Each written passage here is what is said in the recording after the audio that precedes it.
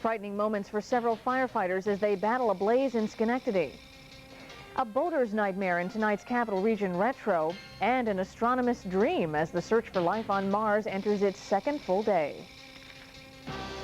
Now, the #1 news in the Capital District. This is News Center 6, new at 11. Good evening. A parade of ambulances rolls away after fire breaks out in Schenectady this evening. On board, 5 firefighters. The 5 men were hurt battling a blaze that started around dinner time inside this 3-story house on Park Place. All the injured firefighters were placed on gurneys before being transported to Ellis Hospital. 4 were treated for smoke inhalation, then released, but the 5th firefighter remains hospitalized. Doctors are examining 40-year-old John de Blasio, who was complaining of chest pain. The cause of that blaze is not known yet. Another firefighter is hurt battling a blaze that's left an Albany man fighting for his life. The fire broke out around 10:45 last night inside an apartment building at 70 Central Avenue. When firefighters arrived, they found a man unconscious on the 2nd floor. He was rushed to Albany Medical Center and later airlifted to Westchester County Medical Center with severe burns. The injured firefighter had complained of back pain. He was treated and released. Just hours after knocking down the fire on Central Avenue, firefighters found themselves battling yet another blaze, this one on Henry Johnson Boulevard. This one broke out around 4:30 a.m., sending flames roaring through a row of apartment buildings. All 3 buildings were quickly consumed even before firefighters arrived on the scene. When the fire department initially arrived, the report was heavy fire and smoke. The fire was coming over the tops of the building in the rear. They transmitted a second alarm due to the large volume of fire, and then we had 3 buildings involved at the time. A specially trained dog was being used to help authorities investigate the blaze, which has been labeled suspicious. Fortunately, everyone made it out alive, though at least 7 residents are homeless tonight. In fact, construction crews this afternoon began the process of tearing down one of the damaged structures. It could have been a deadly game of chase as a baby stroller races out of control with 2 toddlers chasing from behind. Authorities say the boys, aged 2 and 3, were left to play alone with 2 strollers on Wilson Street. That's near Tenbrook in Albany's Arbor Hill neighborhood. Police say Yamika Johnson left her own son and her nephew outside while she went inside to do some chores. And that's when the situation took a wild turn as the boys started pushing the strollers downhill. Wilson Street's a rather steep hill, and we're going down the hill, and the strollers took off without them. The strollers going into the intersection almost got hit by a car. Car swerves to avoid the stroller, and next thing you know, the person in the car sees these boys running out into the street after their stroller. Luckily, the boys weren't in the stroller. If they had been in the stroller, they probably would have been killed. Remarkably, neither child was hurt, and Yamika Johnson has been charged with endangering the welfare of a child. Police say she left the kids alone for at least 15 to 20 minutes. A massive cleanup is underway in Glens Falls after a sewer line bursts, sending thousands of gallons of raw sewage spewing forth. Authorities estimate up to 300,000 gallons of sewage have escaped into a canal, which feeds into a nearby waterway.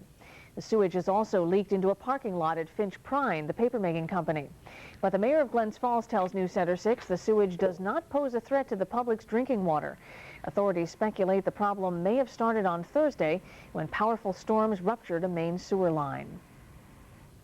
Well, it may not have been sewage, but a rather mysterious oil sludge that oozed its way into the Schenectady Marina 27 years ago. And as Jack Arnicke tells us in Capital Region Retro, it was never explained.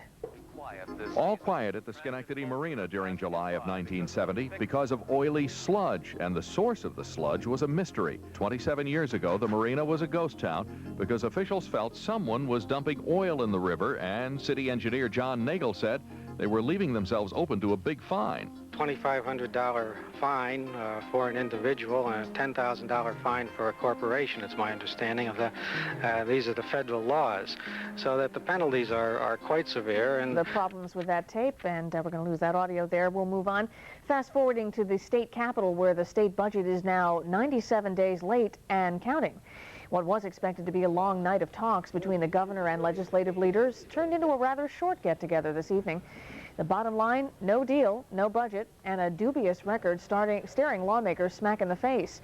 They have 1 week left to pass a plan, or they'll set an all-time record for tardiness. You may remember D-Day is July 13th. One person who's safe from the public's wrath, at least for now, is our own Kelly Boland, who cooked up a perfect weekend forecast.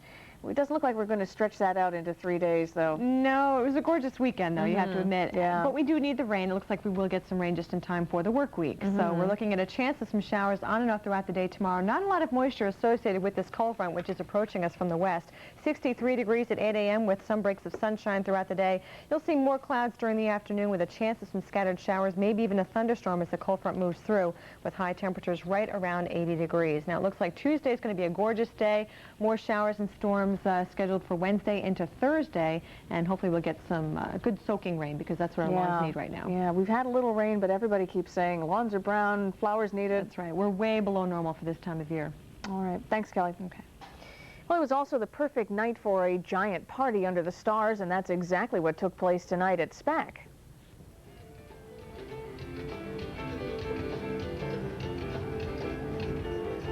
Thousands gathered under the night skies to hear the sounds of the Black Crowes, Bruce Hornsby, and other bands. It's all part of this year's Further Festival. Fans began arriving early this afternoon for the 7-hour concert and apparently liked what they saw and heard. I came here because I heard that, I just heard that it was such a good time to come to. And they were right. It's good. It's good. A lot of nice people, a lot of good times. I like the scene here. We're having a good time. A lot of people are here. You're jamming on the bongos. Good time. The Further Festival was also a tie-dyed affair as it featured the music of 2 former band members of the Grateful Dead. Still ahead this evening, we'll take you on a path to outer space as Pathfinder continues its search for life on Mars. And News Center 6 returns.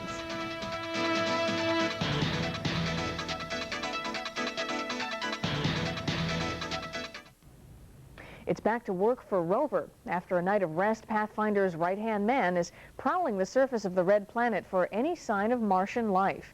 Correspondent Jim Hill reports on this outer space adventure.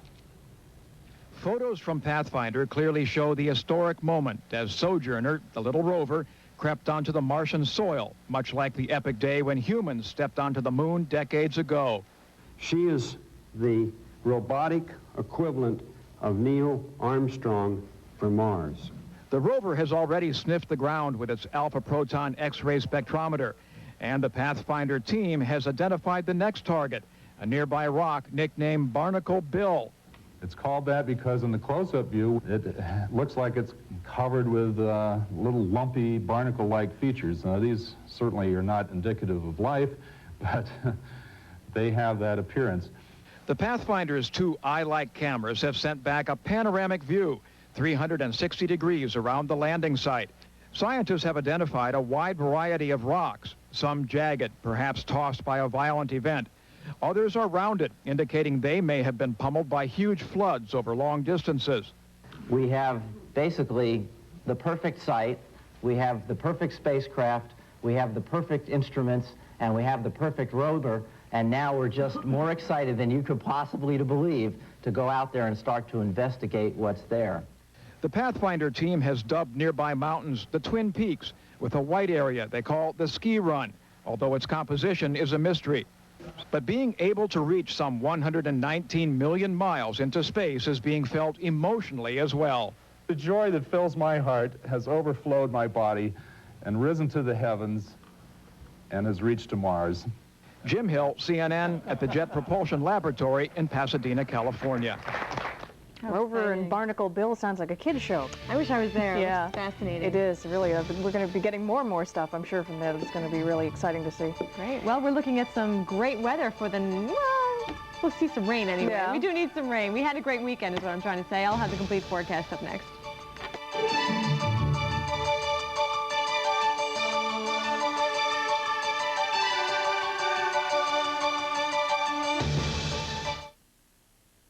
And now, here's your News Center 6 Storm Team forecast with Kelly Boland. And good evening, everyone. Hope you enjoyed the holiday weekend. We had plenty of sunshine yesterday and today. Today's high got up to 83, which is exactly where we should be for the beginning of July. As you can see, our skies are clear right now. We had a few cumulus clouds popping up during the afternoon, but right now we're left with clear skies, and that will allow temperatures to get pretty cool, but not as chilly as last night. Last night we got all the way down to 48 degrees. Tonight we're looking at mid-50s to upper 50s. Here's a look at the forecast, or the current conditions right now at the airport. Clear skies, 64 degrees, very comfortable out there. The dew point at 59. 59. The winds are calm and the pressure is rising from reading of 30.07. Here's a look at some other temperatures now. 61 up in Glens Falls, currently 70 down in Poughkeepsie, 74 in New York City, 65 degrees in Syracuse. Temperatures mainly in the 60s across Massachusetts, 66 degrees in Springfield, and still a bit mild over in Boston with 71 degrees there. Here's a look at the radar, and you can see some showers and storms right along here across from Michigan back to Illinois and Missouri. They're associated with a pretty strong cold front, which is causing those thunderstorms, some of them quite strong to severe across the northwestern tip of Ohio. But there's not a lot of moisture associated with this cold front, and looks like it's going to pretty much lose its punch as it heads toward our area, and we're only going to see some scattered showers mainly during the afternoon. Other showers and storms going on right now across the Gulf Coast and across the Rockies, where a tornado watch remains in effect across eastern Colorado through Nebraska and Kansas. There's the red box right there. That's along the tail end of that cold front. Another stationary front right along the southeast. That's what's causing all this, the strong thunderstorms down there. We have high pressure in control just to our south. That's what's keeping us clear for now, but the clouds will gradually increase during the overnight hours and be with us during the morning, and that'll bring us some showers by the afternoon. Just a few. Like I said, not everyone going to be seeing the wet weather. They'll be very scattered, and then behind it, high pressure returns and will bring us back to some sunshine just in time for Tuesday. So here's your forecast for tonight. Under partly cloudy skies, very comfortable with 57 degrees. Sun rises tomorrow morning at around 5:30. Then for tomorrow, mostly cloudy skies. There will be a few showers in the area. Not everyone going to be seeing them, though, with highs right around 80 degrees. Then for Tuesday, a mix of sun and clouds with highs right around 79. And as we check the extended forecast, there will be more wet weather by the middle of the week with a chance of showers and storms both Wednesday and Thursday, with highs cooling down to the mid to upper 70s. And we have another chance for some showers on Friday with highs right around 82 degrees. So hopefully we'll get some beneficial rain on one of those days. Weather phone number 476 WRGB. We're also on the web at WRGB.com. And I don't know if you saw the sunset tonight around 8:30. I didn't catch it. It was gorgeous. I saw a thin sliver of the moon right next to the sunset around 8:30, and it was just gorgeous. Perfect night for some ice cream cones with my son. So yeah, a fabulous night. Perfect day to have a wedding as well. I want to say congratulations to Doug and Terry Lezette, who got married this afternoon. One of our staff members, our Saturday morning anchor and reporter, and he and Terry made a great couple, and day for a wedding. Very happy for them. All right, congratulations. Thanks, Kelly. And coming up, sports is next. Tiger was loose on the golf course today, while a guy named Pete was perfect at Wimbledon. Meanwhile, closer to home, could the Diamond Dogs sparkle for a 7th straight night on the baseball field? The answer's next.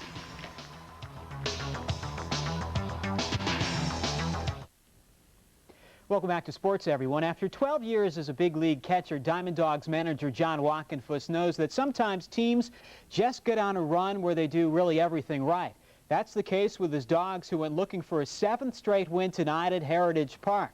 Allentown, again the opponent, with Japanese pitcher Takahiro Sasaki on the mound. The Ambassadors built a 12-0 lead, but the Dogs get some back, too, on this Mike Morris smash to left. But that wasn't nearly enough. The Dogs' win streak is now history this evening. 12-4. Allentown gets the win. A jumpy night at the old ballpark. Allentown 12-4. Adirondack also a winner tonight. They beat Waterbury. Moving down the line in the New York Penn League, Pittsfield loses to Hudson Valley. Well, all the talk lately has been about visiting the planet Mars. The real rocket is still right here on Earth, as the Yankees found out today in Toronto. Wayne Gretzky checking out the Yanks' final game before the All-Star break begins. Bottom of the second, here's the only one Blue Jays pitcher Rocket Roger Clemens would need. Sean Green with a poke off Ramiro Mendoza. The double scores a run. Clemens got another run later, then shut down the Bombers. 10 strikeouts and a complete game 4-hitter to lower his earned run average to 1.69. Roger now 13-3. The final 2-0 Jays get the win over the Yanks. Across the border, the Red Sox closing out their weekend series in Chicago. The big hurt could describe Boston's season so far, but we're talking, of course, about Frank Thomas. The 2-run double for Mr. Thomas, the final 6-5 White Sox.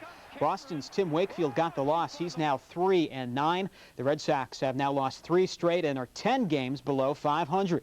The Indian Sandy Alomar hit his 30th straight game today, longest streak since 1989 in the Bigs. Tigers slugged the Orioles. The Brewers hold off the Twins. A's win in Texas tonight, and finally the Mariners did not have a good time in Anaheim. They lose 8-0. Well, over at Shea, the Mets' Bobby Jones wasn't as lucky as Roger Clemens in his bid for a 13th win, as the Marlins were in town to close out the first half of this baseball season. Fans who stuck around saw this one go to extra innings after Gary Sheffield dropped a fly ball because of the sun. Carl Everett, the ex-Marlin, ended up the hero, singling in Alex Ochoa in the bottom of the 12th. Mets win in 12, 3-2. Bobby Jones did not figure in the victory. Other Met news, catcher Todd Hundley says he'll now sit out the All-Star game with a sore elbow. Denny Nagel failed to pick up his 13th win for Atlanta. Cubs win, Cubs win, Cubs win today. Pittsburgh 6-3 over St. Louis. Reds lose in Houston. Out west, L.A. beats San Diego. And finally, the Giants climb all over the Colorado Rockies. When it comes to grass, only a lawnmower may have the advantage on Pete Sampras these days. Wimbledon's quick turf is Sampras's favorite surface, and today we saw why in the men's final at the All England Club. All that stood in front of Pistol Pete in the 4th Wimby title was Frenchman Cedric Pioline. Pioline lost the first 2 sets here, serving in the 3rd. The 2 trade volleys before Sampras smacks one over. Pioline, you see the result. Not happy. French fried at this point was Mr. Pioline. Match point here. Sampras serving. Sampras can serve, and he serves very well. Pioline does not return very well. 6-4, 6-2, and 6-4. Sampras wins his 10th Grand Slam title. The all-time mark is 12 Grand Slams by Roy Emerson. Speaking of grass, of games on grass, when it comes to fairways and greens, the top groundskeeper on the PGA Tour these days is, of course, Tiger Woods. After 3 less than Tiger-like performances recently, Woods is now back to his Sunday best. Tiger and his caddy Mike Cowan, also known as Fluff, ready for the final round of the Western Open. Tiger began the final round in the 3-way tie for the lead, but broke free on the back 9. Yes, on 12, a birdie, all part of a 4-under 68 today. Then check out 2 holes later, the approach on 14. The kid can do this. Where is it going to end up? Oh, about a foot away from the cup. Tiger finishing at 13 under. From there, he putted in on 18 to beat Frank Nobilo by 3 shots. It's Woods' 4th title of the year and 6th overall since turning pro just last year. On the LPGA Tour, the final round of the LPGA's Jamie Farr Classic is in the books. The win goes to Kelly Robbins, who had a 6-stroke lead coming into today. She closes out with a 67 to win the title by 8 shots. Yes, 8 shots over Tammy Green. The Albany Firebirds will be on a bus tomorrow bound for Madison Square Garden and a Monday night matchup with the New York City Hawks. One of the Birds most looking forward to the trip to the famed Garden is Eddie Brown. He's never played in the house of Gretzky or Ewing. Another Firebird looking forward to the game is safety and kick returner Derek Stingley, who was knocked into a different time zone the last time the 2 teams met at Pepsi Arena on June 4th. See, they've got his head straight. Me, myself, I didn't get a chance to play as much the whole game. I got knocked out. I was knocked unconscious during that game. So, this week, we're bearing down, trying to make sure all our assignments are right, and hopefully we get everything straight and go down there and kick some butt.